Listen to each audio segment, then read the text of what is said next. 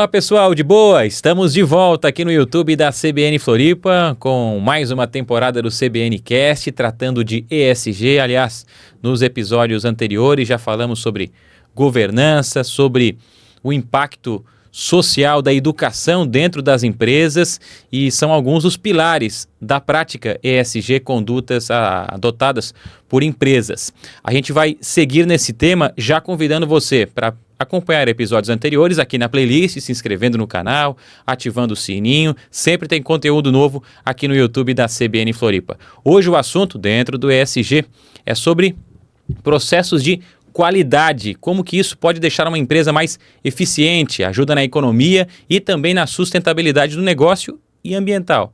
A gente vai tratar esse assunto aqui no programa com Jandir Ipiranga Júnior, que é engenheiro eletricista e analista da qualidade e membro do Comitê ESG da Quanto Engenharia. Jandir, muito obrigado por nos atender, tudo bem? Tudo bem, é uma satisfação muito grande, Matheus, estar aqui com você, falando sobre esse tema, um tema muito relevante no meio empresarial e na esperança que essa nossa informação sirva de estímulo, né, e incentivo a quem está começando, quem está procurando entendimento sobre o tema. Eu queria que primeiro o senhor explicasse para a gente, até no contexto da Quanto Engenharia, o trabalho do senhor, analista da qualidade, como isso está no contexto ESG. Isso. A Quantum, há alguns anos, ela, em função da complexidade da operação, pelo aumento de negócios, pelas tarefas, atividades de manutenção na iluminação pública, obras em subestação, ela sentiu a necessidade de implementar um programa que tivesse como base uma normativa da qualidade. Essa normativa ela tem como princípio o mapeamento dos processos. Por quê? Porque é num bom mapeamento de processos, das tarefas e atividades, que você identifica aquelas necessidades de tornar mais eficiente, colocar mais recursos ou eliminar tarefas indesejadas, né? Subprodutos que não estejam de acordo com a boa prática de gestão. E foi nesse cenário que eu entrei. Então, a Quanto ela está buscando essa gestão com base em processos, né? E é justamente no mapeamento desses processos que você identifica, então, a conexão das tarefas cotidianas, operacionais, com as questões de sustentabilidade, né? Eu vou dar um exemplo interno de atividades e processos de apoio e vou dar um exemplo externo de atividade fim. Atividade fim é aquela que acontece para a entrega do serviço ou a entrega de um produto, a entrega de uma obra, né? Então, por exemplo, na manutenção pública, a gente tem um mapeamento de todas as tarefas que vão acontecer desde o chamado para uma manutenção num ponto de iluminação na capital. A gente tem todo o mapeamento. Então, ele começa com uma análise preliminar de risco. A viatura não sai sem que antes haja uma verificação bem minuciosa sobre todas as condições de tráfego, né, até o ponto de manutenção. Os equipamentos de proteção individual eles são testados para não se descobrir que ele tinha algum problema quando for executar a tarefa. E a tarefa em si, que é de manutenção, substituição, no geral, substituição de peças, partes, componentes, instalação, fiação, a gente tem uma orientação muito restrita para que o resíduo dessa atividade não seja simplesmente abandonado, descartado no local. Então, daí é que vem a questão da sustentabilidade. Tem a orientação, o colaborador ele executa a manutenção, ele coleciona o resíduo, mas aí tu tem que ter uma administração desse resíduo na volta. Então, é na volta que o processo fica muito bem amarrado. A gente elaborou uma central de resíduos, né, onde a gente separa os materiais por tipo, pneus, plásticos, lâmpadas, parafusos, fios, são todos estratificados e aí há uma gestão de, então, descarte disso aqui, né? Muito bem. Essa tarefa em campo, ela é, digamos assim, crucial, tanto para o processo ser eficiente como para a gente ter uma conexão com a sustentabilidade, porque é nesse regresso do material, né? É ali que você começa a analisar os impactos. Vou dar um exemplo de volume. Florianópolis, que é uma das cidades que nós atendemos, possui cerca de 65 mil pontos de iluminação. esse número de pontos ele aumenta em função do crescimento vegetativo da própria cidade, do próprio município. Então, de 2023 a 2024, nós modernizamos, ou seja, tiramos aquela tecnologia antiga para uma tecnologia mais atual. Lâmpadas em LED, sim, sendo bem direto. Inclusive, aqui no podcast da CBN Floripa, no CBNcast, tem mais conteúdo sobre o assunto. Tem mais conteúdo sobre o assunto. O nosso colega Tiago Miller, né, que é nosso gerente, ele conduziu grande parte desse processo de análise de engenharia. Então, nós modernizamos desses 65 mil pontos, 15 mil pontos. Então, você imagina, foram 15 mil, só lâmpada, 15 mil lâmpadas, né? 15 mil... Pontos de iluminação? Pontos de iluminação. São mais de 60, né? São mais de 65 mil. A troca mil. Envolveu 15 mil. A modernização somou 15 mil, né? Então, luminárias, então tem cabos, peças, conexões, ancoragens, tem tudo. O volume que gerou de resíduo, você não faz ideia. Assim, olha, 800 toneladas. O que fazer com material? 800 quilos, né, quase uma tonelada de... E esse material não é simplesmente... Né, precisou de uma logística reversa para esse material. Que foi tudo isso tem que ser pensado antes. Ninguém pode ser pego de surpresa. Boa, você tocou num ponto.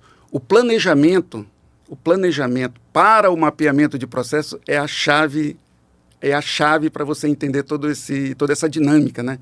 Então, a logística reversa, aquela montanha de material, aquilo foi tudo separado, estratificado, destinado de tal sorte que a gente não inseriu no meio ambiente nenhum item, nenhuma peça, isso no aspecto externo.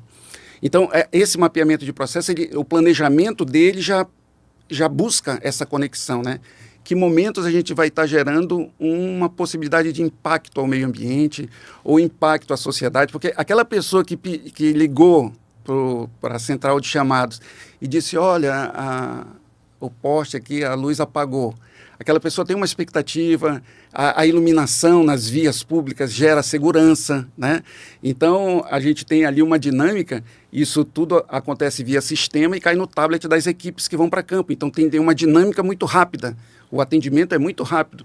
É comum, eu que recebo, sou copiado nos chamados, é comum receber elogios, porque eles ligaram para a central de chamadas que fica na prefeitura, e a nossa equipe chegou lá em 5 horas. Então tem uma dinâmica, e aí a tecnologia ajuda nisso, entendeu? A tecnologia tem essa parte.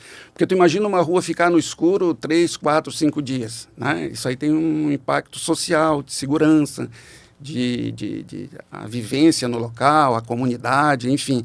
Então aí a tecnologia entra para nos dar essa dinâmica. Ele faz o chamado através de um call center, né? É registrado num sistema, esse sistema ele chega na Quantum e chega no tablet das equipes que estão programadas para naquele dia. Então é uma dinâmica, a gente não há assim, uma lacuna de tempo de espera. Então isso aí a gente considera que é positivo para a questão social, porque a comunidade é atendida Sim. numa velocidade e tranquiliza, e a gente dá toda a atenção quando uma pessoa liga e pede apoio. Isso no ambiente externo.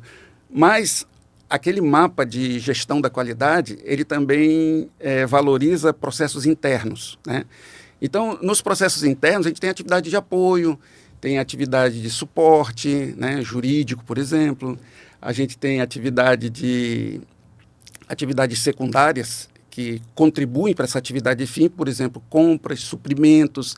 Esse material todo que vai nas cabines, nas viaturas, elas são repostas ali dentro de uma dinâmica de controle de estoque. Vai usando e vai repondo, vai usando e vai repondo. Então, é uma engrenagem que vai facilitando. E esse mapeamento também a gente faz. E tudo é informado, né? Cada setor tem um processo para cumprir. Todo setor, ele... Dentro da qualidade, né? Dentro da qualidade, a gente mapeou todo esse processo. Então, quando o uso, por exemplo, usou-se 10 lâmpadas, estou dando um exemplo hipotético, usou-se 10 lâmpadas, então ele já chega, já faz a solicitação e se tiver no estoque é disposto, se não tiver vai para compras, tudo via sistema. Então é uma dinâmica, isso aí a tecnologia nos ajuda. Mas eu queria mencionar um aspecto muito positivo, que foi o processo de manutenção e limpeza. Tudo bem, um processo que não está diretamente ligado lá com o serviço que é feito no ponto de iluminação ou lá na usina na subestação ou na usina fotovoltaica que está construindo. Ele é manutenção, limpeza, né? E você, para uma limpeza, você usa água. Você usa água para higiene pessoal, usa água para limpar a infraestrutura, os escritórios, tudo tem água. E o comitê observou que o fluxo de água nas torneiras ele estava exagerado para aquilo que era necessário. Você vai lavar a mão... No setor específico de manutenção e limpeza. De manutenção e limpeza, né? E aquilo ali a gente observou e disse assim, tivemos uma ideia mínima. Vamos colocar um redutor de fluxo de vazão de água nas copas, nos toaletes aqui e fazer uma ampla divulgação para o grupo inteiro. Matheus? Ninguém foi pego de surpresa. Não, foi tudo pensado, planejado. E outra coisa, a diminuição, ninguém deixou de lavar a mão, o pátio não deixou de ser limpo, as viaturas não deixaram de ser higienizadas, nada. Mas para você ter uma ideia, de 2023 para 2024, a gente economizou 500 mil de litros de água. 500 mil? 500 mil de litros de água. Isso em um ano? Em um ano. A gente ainda não está com o número de 24 para 25, tá? Ainda vai sair esse número. Não, e a gente está falando de algo que não é desleixo do colaborador ou do trabalhador. Às vezes a rede vem, não tem o redutor, não tem essa peça. Isso. E aí acaba num consumo exagerado. A engenharia... digamos, hidráulica, né, para abastecimento e disponibilidade da água. Não pensou nisso aí, né? Simplesmente tem uma vazão lá, tem um fluxo. E a gente observou aquilo, olha, diminuindo um pouquinho ali, você consegue lavar a mão, a colaboradora da manutenção consegue lavar o pátio, não aumenta o tempo, vai aumentar o tempo na tarefa, não aumentou o tempo. E redução de desperdício. Redução de desperdício. A gente fez uma medição. A nossa meta era reduzir 30% no consumo até 2030. E só nessa primeira ação a gente reduziu 23%. Quase que alcançou a meta para 2030. A gente com essa pequena ideia. Em um ano. Isso aí é mapeamento de processo que a gente... qual é o mapeamento? A viatura chega, ela tem que ser limpa. O material descarte que chega, ele tem que ser separado, então ele gera uma sujeira lá no pátio, isso tem que ser limpo, tem toda uma rotina, né? Tem uma agenda diária de limpeza e tal, e a gente observou nesse mapeamento a possibilidade de uma conexão com sustentabilidade, que era a água. E é interessante porque o senhor está falando vários exemplos aqui de processo na gestão da qualidade e às vezes não é uma inovação monstruosa, uma inovação tecnológica, é ligar um ponto a outro, nesse caso da pressão da água. Isso. Era algo banal, até dá para se dizer assim, mas tem que ter comitês específicos analisando os números. E esse processo, então, ele é contínuo, não é vamos fechar um processo de qualidade aqui e daqui a 10 anos é o mesmo. Não, melhoria, dia a dia. Melhoria contínua, né? Eu falei do princípio da gestão da qualidade normativa, é feita com base em processo, análise das tarefas, sequência lógica, recursos necessários, treinamento do pessoal, mas um outro princípio é a melhoria contínua, né? No Japão, onde surgiu todo esse movimento, né, eles têm um conceito do Kaizen, são pequenas melhorias que não necessitam de grandes investimentos. Então, o Kaizen é uma filosofia de trabalho onde você melhora continuamente aquilo que você faz sem necessidade de um grande investimento, né? Você vai analisando, e quando vê você consegue uma melhoria, como foi o nosso caso lá. Tem vários exemplos que a gente conseguiu tanto na parte interna como na parte externa. Esse foi impactante, né? Nós temos outros pequenos movimentos assim de conscientização, né? Porque o desperdício, a economia acontece com as pessoas, na atividade das pessoas, né? Mas, por exemplo, toda a parte de prevenção da segurança no trabalho, que envolve nossos colaboradores, né? Ela é, digamos assim, um carro-chefe das nossas atividades. Todo o pessoal da atividade fim é treinado, é preparado, a empresa investe em equipamentos de proteção individual, investe nos testes de material e equipamento e acessório que vão ser utilizados naquela manutenção, né, naquele dia a dia. Então, só que para você manter o pessoal treinado, manter manter, você precisa evidenciar que isso aí é uma verdade, né? Você não basta ter isso mapeado em um procedimento, você tem que treinar, você tem que conscientizar, você tem o diálogo diário da segurança, que ele tem que ser diário da segurança, tem que ser diário. E você precisa evidenciar. Como é que a gente evidenciava? E estamos em processo de transição. Através de fichas de treinamento, né? Então a gente fez um cálculo que fichas de treinamento, de conscientização, estavam gastando em média ali 10 resmas de papel por ano. Consumo de papel na era digital. Olha onde é que a gente vai chegar, E aí disse, não, peraí, vamos ver como é que está. Evidencia, a gente precisa comprovar isso por causa das normas regulamentadoras, claro. Tem que ter o treinamento em eletricidade, em altura, né? O sujeito chega lá no ponto de iluminação, tem um poste de madeira, ele vai tomar determinadas tarefas, tem um poste de concreto, são outras precauções, tem um poste metálico, são outras precauções. Então, tudo está mapeado. Só que para a gente transformar isso em conscientização, a gente tem que chamar, treinar e precisa evidenciar que isso aconteceu, senão fica só no discurso. Né? Não pode ser ao acaso, né? Ao acaso, isso tem que ser. E o consumo de papel é violento, né? Ele é grande, a gente já incomodou. Então, o que é que a gente está implantando agora? Uma plataforma, está em análise jurídica pela questão trabalhista. Sim. Mas a gente está verificando, analisando uma plataforma em que tudo isso vai estar já nos próprios tablets, né? E que toda vez que o instrutor der o diálogo diário ou fizer o teste de uma luva de proteção, ele vai poder assinar eletronicamente, ou dar um clique que ele recebeu aquela informação e que aquela informação... Por exemplo, a gente já tem uma amarra no sistema que ele não pode andar para frente sem análise preliminar de risco. Antes, a análise preliminar de risco era um checklist num papelzinho também. Uhum. E haja papel, porque claro. São 10 chamados por dia, em 10 turmas saindo todo dia, tu imagina o volume que isso tomava. Então, hoje isso já está automatizado, então isso aí já reduziu o consumo de papel assim a mínimo. E a gente vai reduzir mais ainda. Essa última plataforma, ela está só passando por uma análise jurídica pela questão trabalhista e legal, enfim.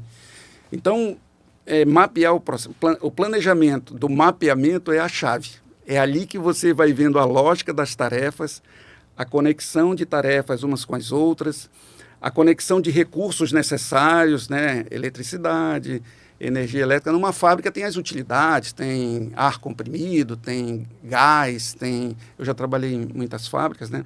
E no nosso caso ali a gente foi mapeando e foi pontuando e tomando pequenas ações assim que... Com grandes impactos. Esse aí é satisfatório nossos indicadores em pouco tempo, né? Então. Foram vários exemplos trazidos aqui, né? Queria agradecer Jandir Ipiranga Júnior, engenheiro eletricista e analista da qualidade e membro do Comitê ESG da Quantum Engenharia. Muito obrigado pela participação aqui conosco. Até uma próxima oportunidade, porque o senhor falou de exemplos aqui que vão apresentar resultados daqui em diante também, né? Para voltar para contar o que aconteceu. Isso é o monitoramento, o painel eu criei um painel de controle com os indicadores de qualidade operacionais, né? E de sustentabilidade, né? A gente tem números assim impressionantes na parte de sustentabilidade, reutilização de material, porque esse material que volta, o resíduo, a gente mapeia também o que é plástico, o que é metal, o que pode ser usado, reutilizável, o que não pode mais, o que vai para aterro, tem esse... E a gente contabiliza tudo isso em números, porque um outro princípio da qualidade, a gestão da qualidade, é a gestão com base em fatos, evidências, né? Não pode ser só assim, só no discurso. Tem que ser tudo bem demonstrar. Mostrar. Isso é o nosso sistema que a gente está implantando. Muito obrigado, Jandir. Eu que agradeço, Matheus. E a gente também agradece a sua companhia aqui no podcast da CBN, o CBNcast, nessa temporada trazendo assuntos do ESG. Nessa playlist você encontra mais conteúdo, então se inscreva, ative o sininho, deixa o joinha e até uma próxima oportunidade. Um abraço.